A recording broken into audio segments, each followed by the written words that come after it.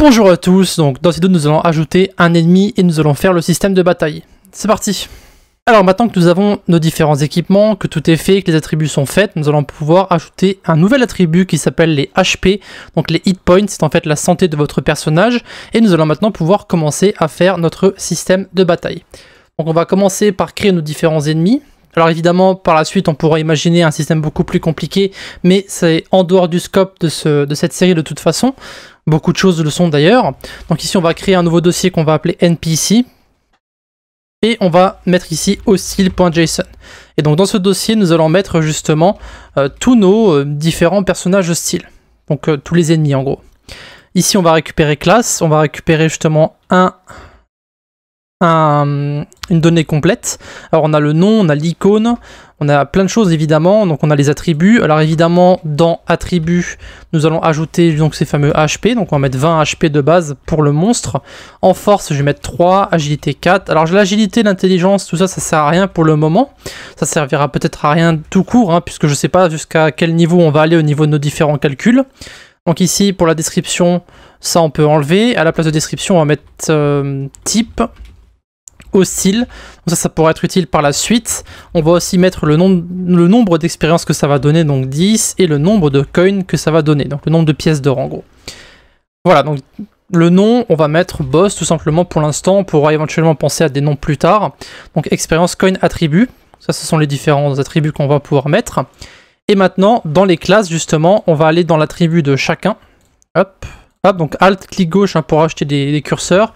Et on va mettre ici 50 HP par défaut sur toutes les classes. Ce que je vais faire, c'est que je vais aussi recréer mon document. Ça m'évitera d'avoir à le faire avec mes différentes fonctions. Je vais simplement sauvegarder, et donc comme vous le savez, avec le ready.js, ça va automatiquement recréer ma collection. Enfin, mon document dans ma collection. Ici, vous pouvez voir qu'on a tout qui est recréé. On va aller sur Discord, on va taper setup guerrier. Mettre oui. Et ici, vous pouvez voir donc que si on rafraîchit encore une fois, je vous montre à chaque fois, mais c'est juste pour vous montrer que c'est fait. Ici, le document a été créé. Et donc maintenant, on a les 50 HP qui sont ici. Alors, ce qu'on pourrait faire éventuellement, c'est avant de faire le système de bataille, c'est de justement modifier le profil afin que ça affiche les pièces d'or, l'expérience, etc., etc. Donc ici, on va aller sur le profil et on va ajouter donc plusieurs choses. On va rajouter les pièces et l'expérience. Donc on va l'ajouter je pense au niveau, enfin pour l'expérience on va l'ajouter au niveau des statistiques, donc ici je vais sauter une ligne, ici je vais sauter une ligne, et on va mettre donc des backticks là, et on va mettre simplement, alors user info, point expérience, et ici on va mettre point d'expérience. Alors il faut qu'on mette tout sur le même backtick, autrement on va y avoir une erreur, ça veut dire que ce backtick qui est ici saute, et celui-là aussi. Donc en fait c'est ce backtick là et ce backtick là qui vont simplement entourer tout ça. Et ici le saut de ligne est automatiquement pris en charge, ce qui veut dire qu'on aura sur une ligne les points d'expérience et sur l'autre ligne les statistiques. Pour l'inventaire, alors on va simplement mettre des backticks tout court parce qu'il n'y en a pas ici. On va mettre ici tout ça entre nos accolades, donc avec notre symbole, et on va faire pareil. Donc on va sauter une ligne ici, une ligne là, et du coup ici on va ajouter les pièces d'or, c'est ça, user info.coins, et ici on va mettre pièces d'or.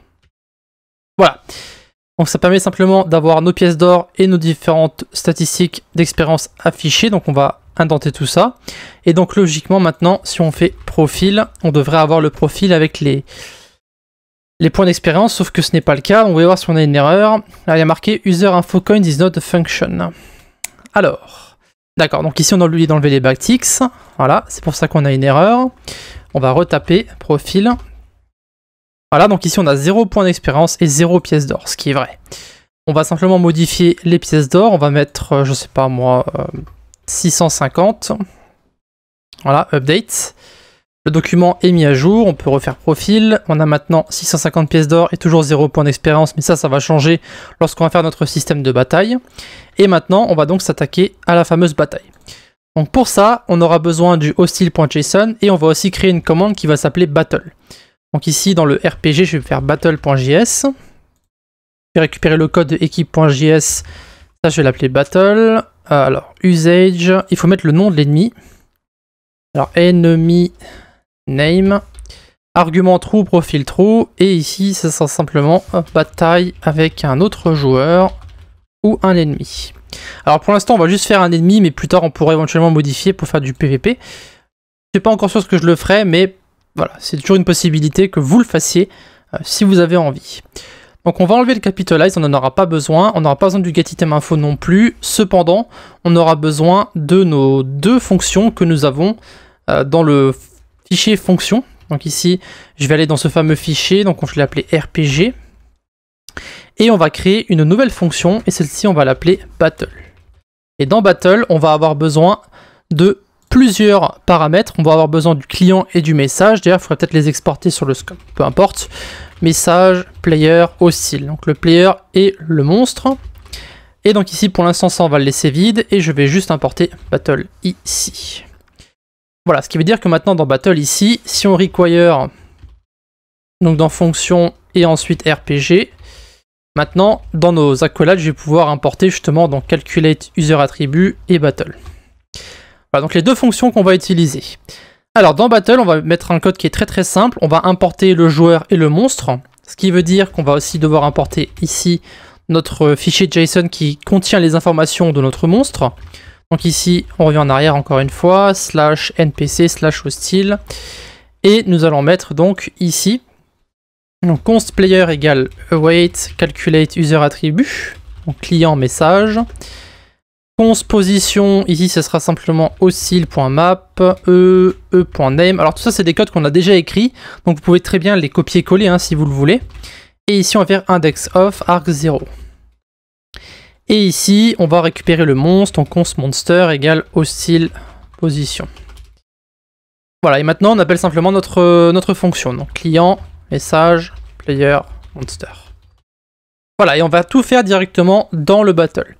Donc ici, on va aller sur notre RPG et tout le code va se trouver directement dans battle ici.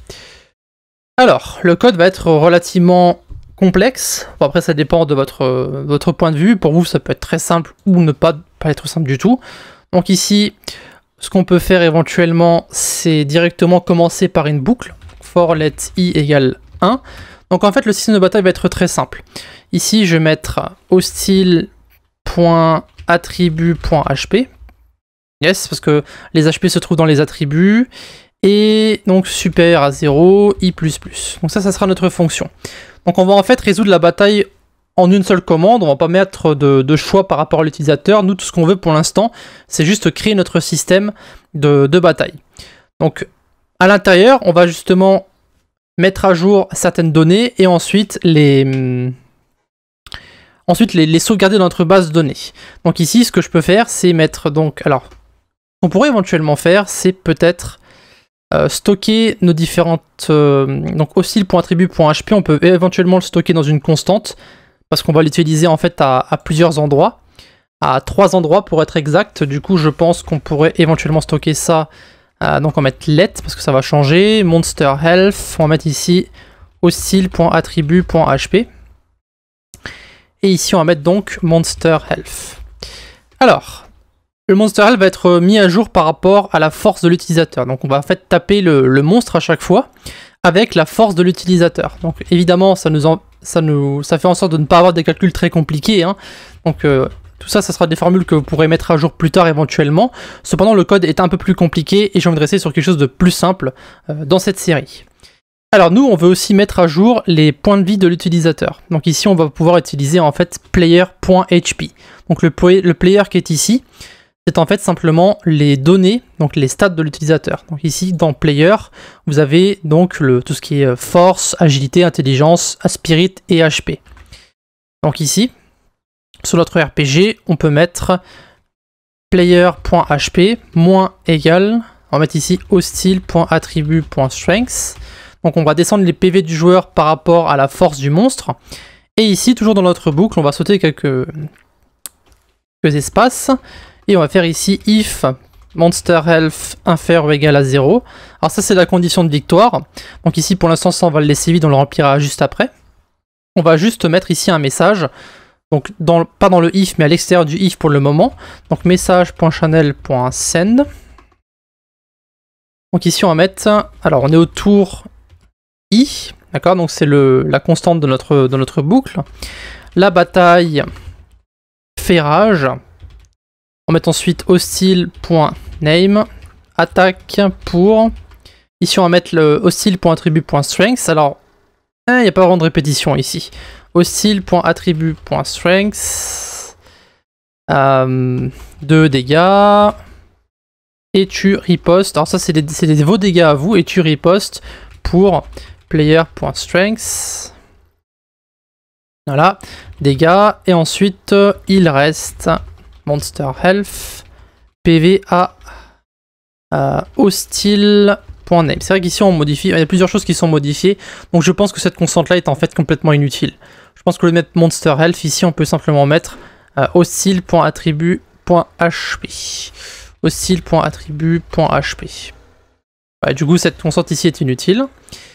Voilà, ça permet d'avoir évité à créer plusieurs constantes qui ne sont pas forcément utiles. Ici on récupère directement les données directement dans l'objet. Je crois que le message.channel.send est bon ici. On va pouvoir créer maintenant notre condition.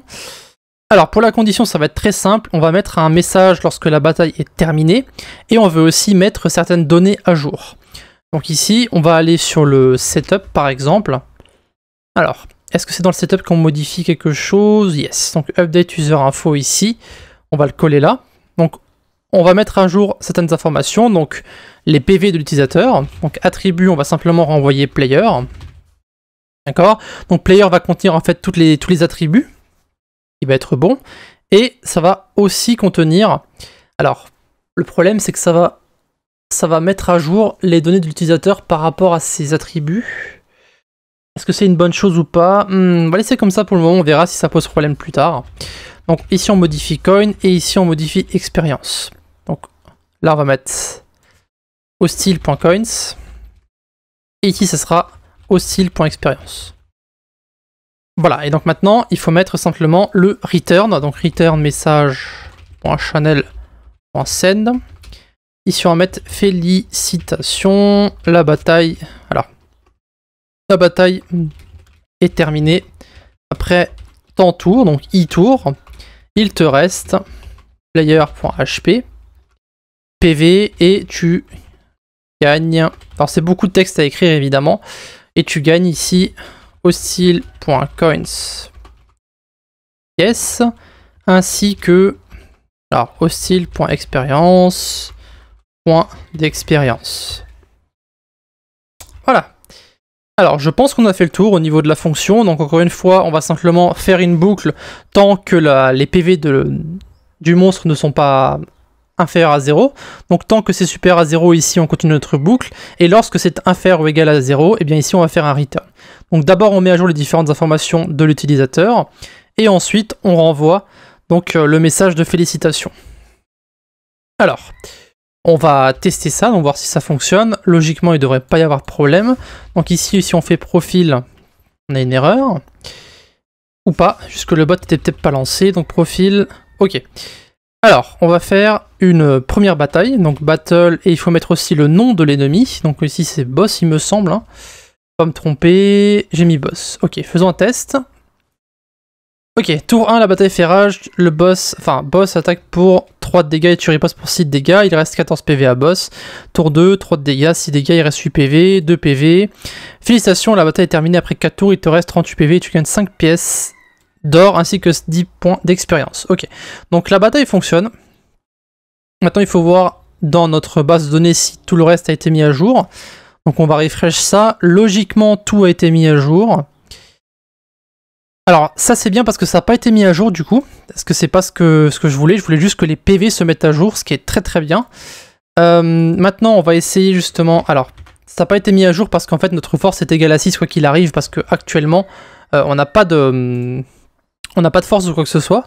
Donc ici je vais faire profil, logiquement on est à 38 HP et 5 pièces d'or. Alors le fait que ça se mette à jour ici, il faudrait récupérer en fait les pièces de l'utilisateur et l'ajouter. Donc je vais rajouter ici const user coin égale alors il faudrait récupérer player, non ça va pas aller, il faut récupérer directement les coins de l'utilisateur. Donc il faudrait ajouter un autre paramètre à notre bataille. Parce que player ça récupère uniquement les attributs et ici on veut remettre coin et expérience. Donc en fait ces deux-là vont simplement remplacer les données actuelles. Donc ça c'est pas bon. Donc ça veut dire qu'il faut rajouter une autre statistique ici. On va mettre alors ça, au lieu de l'appeler player, je vais l'appeler player stats. Voilà, player stats. Et je vais créer un autre ici, je vais l'appeler player justement. Et donc dans bataille, ici, ça sera donc player stats.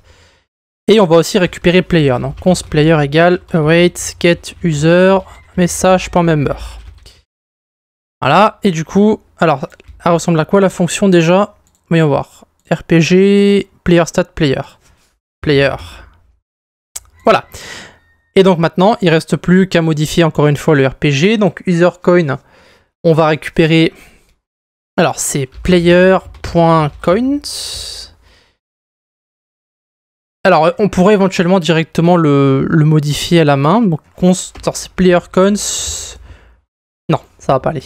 Donc const user coin et const user experience, player.experience. Et après, il faut juste faire le calcul. Donc ce sera pas des consts, du coup ce sera des lets.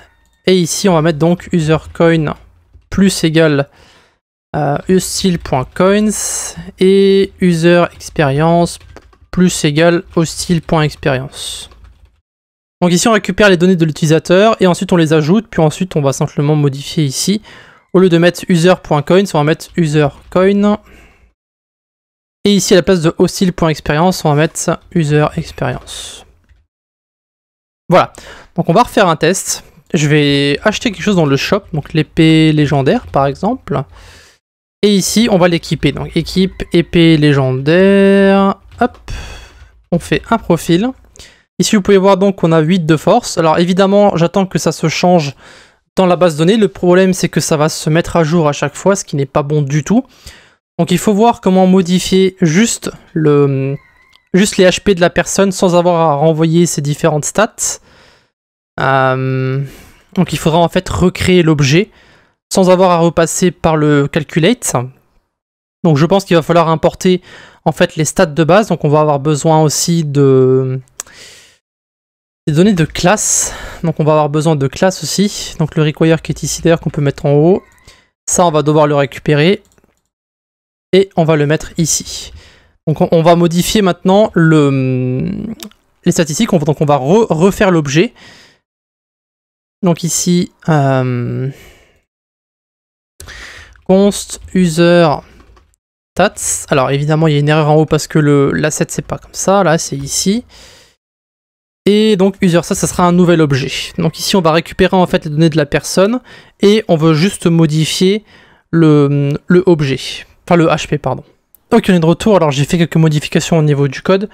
J'ai pris un peu de temps pour cette fois-ci mettre le code en place parce que pour le moment tout ce que j'avais fait c'est plus ou moins écrire le code comme il venait. En fait je faisais pas de préparation quoi que ce soit. Donc j'ai un peu fait le code et je l'ai un peu corrigé histoire que ce soit plus propre. Donc premièrement, sur notre for ici, on va devoir importer tout ce qui est au niveau des classes. Donc on va aller récupérer ça dans le setup. Ici dans le setup, nous avons logiquement un...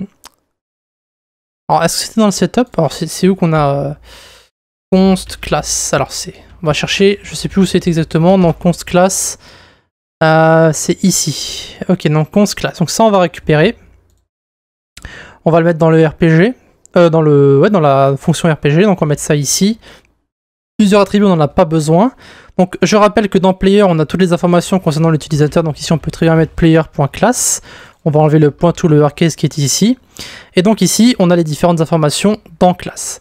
Donc maintenant, ce qu'on va faire, c'est qu'on va aussi ajouter une variable monster health, parce qu'en fait, je me suis rendu compte qu'il y avait un problème au niveau de la commande battle, parce que si on met à jour directement aussi l'attribut.hp, ça va en fait modifier la valeur du monstre dans le fichier JSON, et du coup ça va simplement rendre la bataille impossible une deuxième fois. Donc ici on va remplacer en fait tous tous les hostile.attribut.hp par monster health. Voilà. Ensuite, on va mettre dans notre boucle ici, donc le if monster health est inférieur ou égal à 0, ça on va modifier plein de choses. Premièrement, ici, au lieu de créer des variables, on va directement tout réécrire. Ici, on va mettre player.coins plus égal hostile.coins. Donc on peut directement mettre à jour player, ensuite on pourra le mettre à jour dans notre update user info en dessous. Donc player.experience plus égal hostile.experience. Et ici, donc dans coin, on va mettre player.coins. Et ici, dans user experience, on va mettre player.experience. Et ça va aussi marcher en fait, à ce niveau-là. Pour les attributs, justement, c'est pour ça que j'ai importé les attributs de base de toutes les classes. C'est justement pour faire user stats ici, classe.attribut. Et ici, user stats hp égale player stats.hp. Donc ici, tout ce qu'on fait, c'est récupérer les attributs de base de la classe, parce que je vous rappelle qu'on fait les calculs au-dessus par rapport aux stats de base, ce qui veut dire que si on modifie les stats de base, eh bien ça va tout fausser. Donc ici, tout ce que je fais, c'est simplement récupérer les stats de la classe et je mets à jour uniquement ce que j'ai envie de mettre à jour. Donc ici, à la rigueur, on va simplement mettre à jour les HP de la personne en reprenant justement playerstats.hp qui auront été modifiés juste avant. Ah oui, donc avant de faire les tests, évidemment, il faut aussi sauvegarder ici pas playerstat mais userstat. Autrement, ce qu'on a fait juste au-dessus, ça ne va pas fonctionner. Voilà. Donc maintenant, je suis reparti sur une classe basique. Donc si je fais profil ici, vous pouvez voir que je suis reparti sur quelque chose de donc la base. Donc je vais faire shop by épée légendaire. Et oui, on va l'équiper. Épée légendaire. Si on fait profil maintenant, vous pouvez voir qu'on est à 8 de force. Alors faites pas attention aux pièces d'or, encore une fois, ça on pourra le modifier par la suite. Et donc maintenant, si on fait battle boss, vous pouvez voir que la bataille se finit en 3 tours, donc il me reste 41 PV, et je gagne 5 pièces d'or et j'ai 10 points d'expérience. Donc ici, logiquement, ça devrait me renvoyer les mêmes statistiques qui sont ici, sauf que ça va m'enlever mon nombre de HP. Voilà, vous pouvez voir qu'ici j'ai toujours 8 de force, hein, d'accord. Donc ici, 41 HP, donc ça c'est bon. Et maintenant, donc si je refais Battle Boss, logiquement ça revient exactement au même, d'accord. Et du coup, je fais toujours 8 de dégâts, mais cette fois-ci, si j'achète par exemple un torse légendaire, par exemple, et que je l'équipe, donc torse légendaire, et ici que je fais Battle Boss, vous pouvez voir que la bataille se finit maintenant en 2 tours, parce que le monstre possède, donc je rappelle, 20 PV. Donc ici on fait 10 de dégâts, ce qui veut dire que c'est fini en 2 tours, et du coup, si je refais profil ici, vous pouvez voir qu'on a maintenant 26 HP restants, 10 de force, donc toutes les statistiques sont restées normales, à part le HP qui ont été modifiés, donc comme on l'a fait juste avant. Donc pour rappel rapidement, on récupère les données de la personne, donc player stats, ce sont en fait les données calculées grâce à cette fonction qu'on a ici, et player, ce sont simplement les données d'utilisateur, comme par exemple player.coins, player.experience, et on met à jour les attributs par rapport aux attributs de base qui sont disponibles dans class.json, et on modifie uniquement ce qu'on veut, c'est-à-dire ici userstat hp. Voilà, et donc ici après tout est sauvegardé directement dans la base de données, et donc on peut simplement recommencer à chaque fois. Ce qu'on pourrait éventuellement rajouter, c'est if player, alors c'est playerstat.hp du coup, playerstat.hp est inférieur ou égal à 0. Ici, on va mettre un return message.reply. T'es mort. T'es mort. Voilà. Ok. Et donc, on va éventuellement peut-être envoyer un message d'erreur ici. Donc, if playerstat.hp est inférieur ou égal à 0. Return message.reply. Tu ne peux pas combattre sans point de vie. Voilà. On va tester ça et ensuite on aura terminé. Je pense que la vidéo est quand même relativement longue. Donc Battle Boss. Ok, on refait Battle Boss. Alors je vais faire un copier-coller. Voilà, je suis à 14 PV. Maintenant je suis à 8. 2. Donc ici, vous pouvez voir que la bataille a été lancée, malgré le fait que j'avais 2 PV. Le monstre m'a donc tué au tour 1.